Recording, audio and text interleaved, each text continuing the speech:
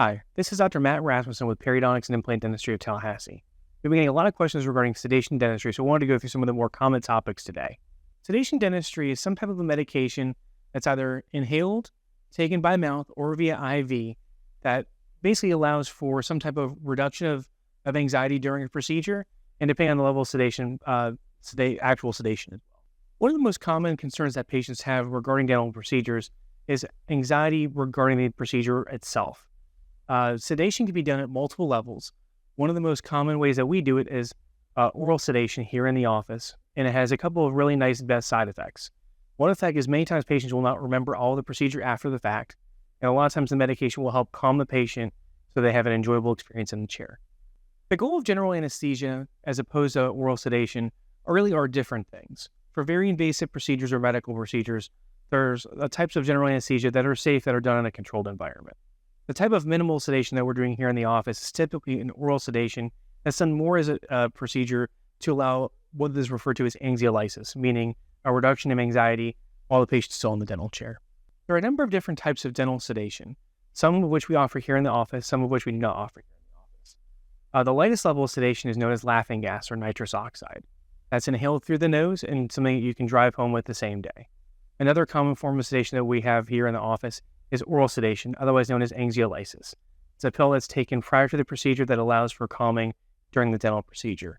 There are other levels of sedation that are done via IV or in a hospital setting. Those are typically things that an oral surgeon would be doing in their office. Oral surgeons use more significant medications, usually via IV in their office or sometimes in a hospital setting for major reconstructive procedures. Oral sedation is a medication that's going to typically calm you down during your dental visit. Many patients will doze off to sleep, although some patients do not actually sleep during the appointment. What you would expect during the procedure is to be relatively calm and to just not be concerned with anything going on in the chair. For any procedure that we perform in the office, sedation is not a necessary component for that procedure. However, if a patient wants sedation and they are medically indicated for it, then we can offer that to patients as a way to make sure they have a good experience in the chair. With all forms of sedation that we offer here in the office, typically the patient is awake for the procedure. Some patients may doze off during part or all of the procedure, but the goal is not to have the patient completely, quote unquote, out of it for the procedure.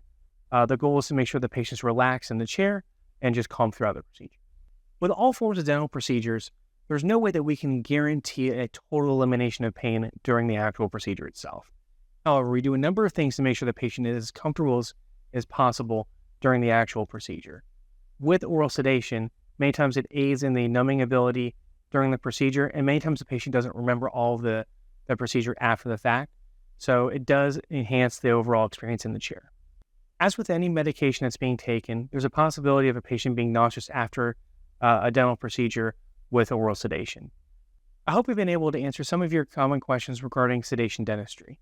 If you have any additional questions, please feel free to give us a call at 850-692-9200. We look forward to seeing you at your upcoming visit, and we can discuss more specifics involved at that appointment.